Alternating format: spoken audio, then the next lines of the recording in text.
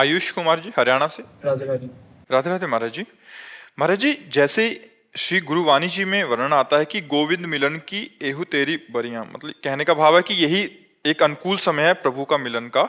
तो महाराज जी, पर ये मन तो अभी भोगें ऐसा बार बार प्रेरित करता है, बाद में देख लेंगे भगवत प्राप्ति। तो यहाँ भगवत प्राप्ति की लालसा उत्पन्न नहीं होने बहुत बहुत कठिन यही समस्या है, बस यही समस्या है। आपकी ही नहीं, सबकी चराचर जगत में यही समस्या है कि हमारा मन चूंकि भगवान दिखाई नहीं दे रहे, भगवान का सुख आगे मिलेगा ऐसा समझ में आता है, और भोग अभी मिल रहा है ऐसा सिखा करके हम सबको भ्रष्ट कर देता है मन।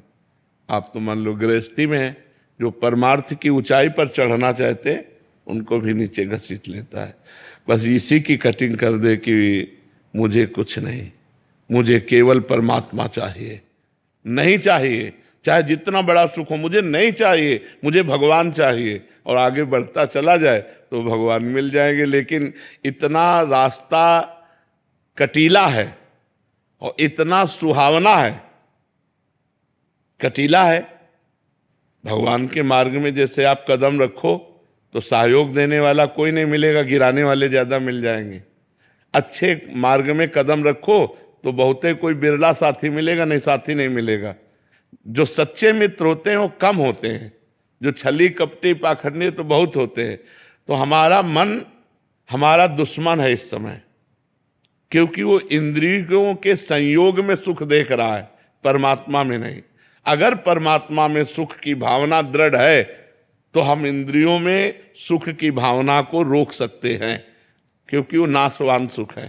पर ये सब ज्ञान की बातें दिमाग में भरी रहती हैं और मन हमारा हमको गिरा ही देता है। तो ये बड़ा सुहावना मार्ग है, इतनी सुनहरी सुनहरी वाटिकाएं हैं कि लगता है थोड़ी देर आराम कर ले फिर भगवान के हाथ तो चलना ही है। बस जीव इसी में भूल जाता है। कंचन, कामिनी, कीर्ति, ये बड़ी सुनहरी सुनहरी वाटिकाएं हैं, और चलने में जो हमारे रोड़ा बनते हैं, काम, क्रोध, लोभ, मोह, मद, मत्सर, तो एक कटीला भी मार्ग है और सुहावना भी मार्ग है। जो कटीला में उबे नहीं, सुहावना में फंसे नहीं, वो आगे भगवान को प्राप्त कर लेगा। बड़ा कठिन इसीलिए कहा जाता है कि चलते चलते ये सब सुंदर वाटिकाएं आती हैं, सुंदर शरीरों का भोग, मन खुश हो गया, या बड़ा नाम हो रहा है, बड़ी कीर्ति और मन खुश हो गया, अब रुक गया, भगवान तक नहीं पहुंच पाया। इन सब को जो पार कर जाए तो फिर रिद्धियां सिद्धियां, उनको जो पार कर जाए वो भगवान को प्राप्त कर लेता है। तो हमें लगता है हमको थोड़ा हिम्मत करनी पड़ेगी। जब हमारा मन भोगों की तरफ ललचाए तो हमको थोड़ा कठोर बनना पड़ेगा। यार ये नहीं, ये तो बहुत जन्म भोगे हैं, अब मुझे भगवान चाहिए। पर ये कोई बिरला ही कर पाएगा, फिर भी कह रहे बिरला ही कर पाएगा, नहीं तो फिर गिर जाएगा। इतना आकर्षण जोर का है माया का कि कोई अच्छा भगवान अगर एक बार दिखाई दे जाए तब तो कुछ हिम्मत बने। अब वो दिखाई तो देते नहीं प्रगट में, यद्यपि वो सर्वत्र हैं पर दिखाई नहीं देते। और एक बार हमसे कह दें चिंता न करो मैं तुम्हारे साथ हूं प्रगट में, तो कुछ मतलब कुछ पकड़ तो है नहीं। नाम जप कर रहे हैं, कथा वार्ता सुन रहे हैं, पर है ऐसा मान लिया है, कहाँ है कैसे है ये अभी समझ में नहीं आ रहा है। और ये तो दिखाई दे रहा है ना, तो बस इसमें मन फंस जाता है। अगर भगवान कृपा करे थोड़ा सा झांकी दिखा दे तो जीव का मन कभी कहीं जा ही नहीं सकता। ये पक्की बात कहते, इतने सुंदर इतने लुभावने भगवान हैं कि एक बार अगर झांकी मिल जाए तो मन कभी जाएगा नहीं, मन पंग हो जाएगा, अचल हो जाएगा, स्थिर हो जाएगा।